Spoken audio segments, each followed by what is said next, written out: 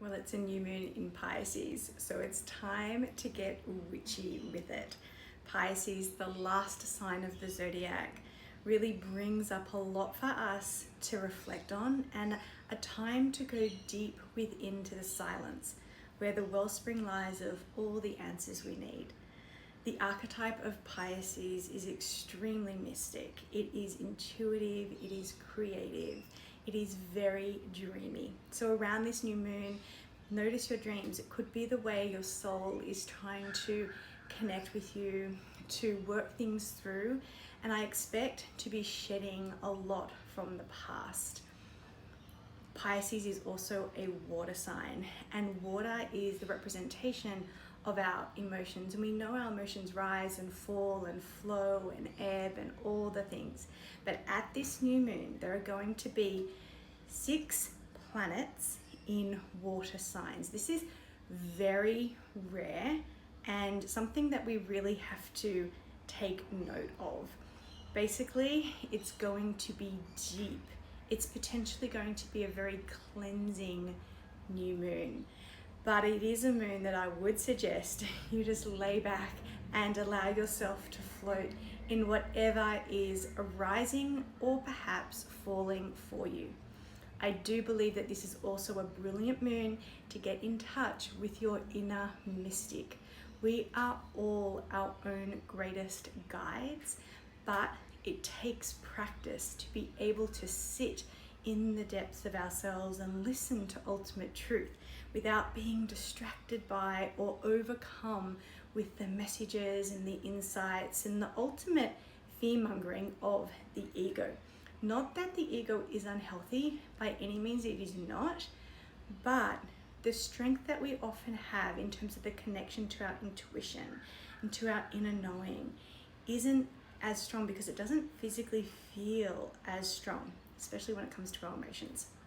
So this is a new moon where we can do a little bit of play with our intuition, with our dreamscape. It's a wonderful new moon because of where Gemini is sitting to also do a lot of writing, to do a lot of intuitive writing or even channeled writing or automatic writing as we call it. And that is something that we'll be doing, or I'll be leading you in the meditation on the moon membership. It's something I've never done before or led you in before. So that will be really, really interesting. Just note that this new moon is the last one before eclipse season starts. Now I know that we've had a rough time of it at the beginning of this year. I think when we went into the age of Aquarius, there was so much optimism for the change and the revolution and the individualism and the sovereignty, and all that is still there.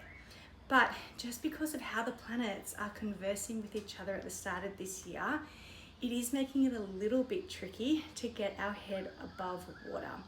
Mars has been in retrograde, and it's been in retrograde in a sign that it doesn't even like to be in anyway, in Cancer. So that came out of retrograde on Sunday, so the Sunday before the new moon. So things can start to feel like we're moving forward. This is a wonderful new moon to set an intention up around your mysticism, around the idea that you are a soul and you're very old and you're very wise. And this human experience is a time for play with the soul. So it might be a time to set intentions to establish beautiful rituals to support your intuition, all that connection that you have with your soul. A new moon to set intentions to care for yourself really deeply, and maybe to take this mystical or this unseen part of you a little more seriously than you have in the past. It is a relationship, and like any relationship, we have to work on it in order for it to be a nourishing and fruitful exchange.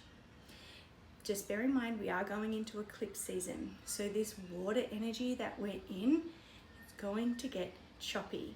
There'll be a lot of purging out, a lot of change on the horizon in March. So I would really suggest taking this sweet time at this new moon in Pisces to lie back and roll over the waves and get dreamy. Enjoy your mystical practices when we're readying ourselves for what is going to change and what is going to go in eclipse season. And I look forward to guiding you through all of that. You know, you can find all the resources, the workbook, the podcast style in-depth guidance, and the guided meditation for you to create a beautiful ritual at this new moon at the Moon membership on the lightpathcollective.com. But if you don't want to sign up to a membership, which by the way, you can cancel at any time and the first 30 days are free anyway. But if you don't want to commit to that, totally fine. I actually sell these resources that are on the Moon membership separately at theritualemporium.com. You can tell I'm not afraid of a ritual. Rituals are such a sacred and important anchor in my life. And as is the relationship with my inner mystic, it really makes me so much stronger in the human form. So if you would like to maybe just taste test or dabble in some of the concepts and the way the Moon membership is structured, I do sell those resources separately at theritualemporium.com.